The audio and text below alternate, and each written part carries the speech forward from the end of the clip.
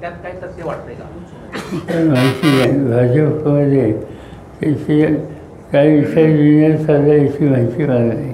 कारण त्यांचा आत्तापर्यंतचा अनुभव घटक पक्षांना वापरून घेऊन बाजूला करायचा असा आहे. आतापर्यंतचा अनुभव त्यांचा आहे तो, नाही असं नाही.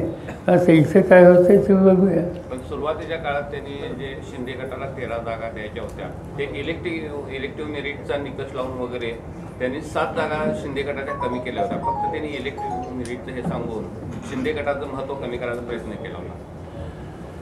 आता असं आहे की भाजपचं एक वैशिष्ट्य आहे ते कुणालाही बरोबर घेतात. घेताना त्यांची शक्ती ही सीमित आहे याची काळजी घेतात आणि निवडणुकीच्या नंतर अनुकूल असे निकाल नाही आले तर ज्यांच्यामार्फत अनुकूल निकाल नाही आले त्यांना त्यांची जागा दाखवतात. जागा वाटप करताना निवडून येण्याची क्षमता हा जो निकष तुम्ही म्हटला तो सांगलीबाबत का झाला नाही, काय त्याचं कारण? सांगली एकच उदाहरण असं आहे की जिथं आमच्या चर्चा न होता निर्णयाचा चर्चा झाली. म्हणजे आम्ही एकदम संध्याकाळी टी व्हीवरच पाहिलं की इथं उमेदवार आहे. म्हणजे आम्ही शोध घ्यायला लागलो कोण आहे बाबा, त्यांचं कॉन्ट्रिब्युशन काय वगैरे वगैरे. हे एक्सेप्शन फक्त सांगलीच्या बाबतीत झालं, बाकी काय अशी स्थिती आली. तिथं आता चूक दुरुस्त होऊ शकतं आणि तिथं तिघांच्यात लढत झाली तर भाजपला फायदा होतो हे क्लिअर आहे. म्हणजे ती स्वच्छ पाण्यासाठी क्लिअर आहे. आता ह्या तिरंगी लढतीत आता थोडे दिवस राहिले त्याच्यात कुठं दुरुस्त होऊ शकते का? माहिती नाही. आत्ता माझी तिथं सभा आहे तासगावला. त्याच्यामध्ये शेवटी एकदा निर्णय घेतला. निर्णय घेऊन त्या निर्णयाला हो नाही करत मान्यता दिली. मग त्याच्यात जी काही स्थिती असेल तिला सामोरं जावं, तिचा लोकांच्या समोर आपली भूमिका मांडावी, जो काही निकाल लोक देतील तो देतील. तिथं आता नेते मंडळी मवियाच्या स्टेजवर दिसत आहेत पण कार्यकर्ते तिथं सगळे पक्षाच्या प्रचारात आहेत सध्या, अशी परिस्थिती आहे. त्याची माहिती काय घेतली नाही काही घेतली नाही. आता गेल्या घेईन. शशिकांत शिंदे यांच्यावरती नव्यानं परत कोल्हापुरात ही तेच विधान तुम्ही करावं अशी विरोधकांनी अपेक्षा केली. नाही त्यांनी केली असेल.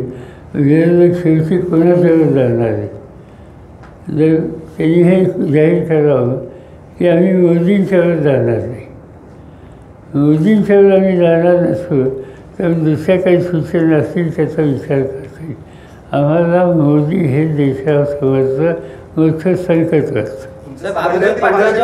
पाटलांच्यावर कारवाईची पावलं उचलली गेली, त्यानंतर त्याने आता तिकडे नाईक निंबाळकरांना पाठिंबा दिला आणि फडणवीसांच्याबद्दल चांगला आता बोलायला सुद्धा लागलेत अभिजित पाटील.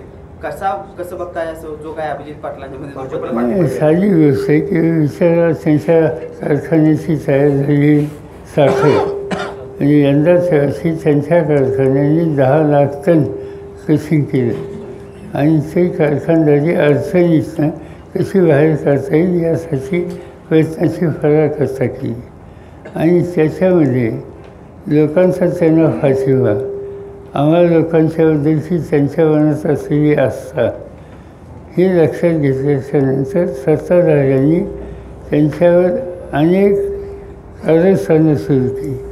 पहिलं पाऊल टाकलं त्यांनी 10 लाख टन क्रशिंग करून तयार झालेली साखर आहे ती सगळी साखर जप्त केली. सगळं साखर जप्त केल्याच्यानंतर शेतकऱ्यांचं पेमेंट कसं करायचं, कामगारांचं वेतन कसं करायचं, सर्व बाजूंनी त्यांना त्या ठिकाणी आणलं गेलं आणि मग शेवटी त्यांनी काहीतरी वेगळा निकाल घेतला तर मी काही त्यांना दोष देणार नाही. पण जे राज्यकर्ते आहेत ते कोणत्या टोकाला जातात त्याचं हे उत्तम उदाहरण विठ्ठल सरकारची साखर कारखाना पंढरपूरही आहे.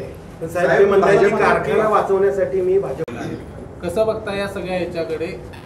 असं आहे की या निवडणुकीचं हे वैशिष्ट्य आहे की सत्ताधारी पक्ष सत्तेचा गैरवापर कसा करतो त्याची अनेक उदाहरणं देते.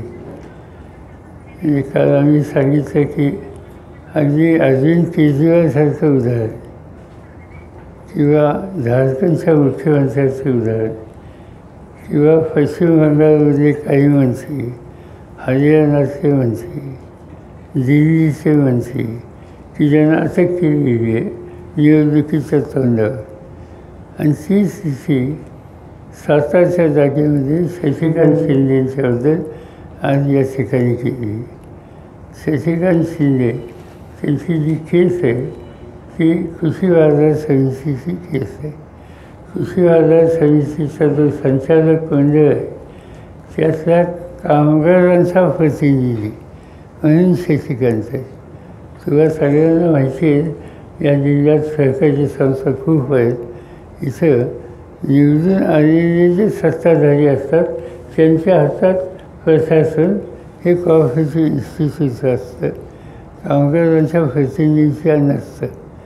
असं असतानासुद्धा कामगारांचा प्रतिनिधी त्या ठिकाणी सहभागी झालेला काही ना काहीतरी गोष्टी करून चाल देणं, खोट्या केसेस करणं, एक प्रकारचं वातावरण त्यांच्याबद्दलचं वाईट करणं, हे काम आज या ठिकाणी केलं गेलेले सत्तेचा पूर्ण गैरवापर हा ते होतो आहे याचं हे उत्तम उदाहरण आहे.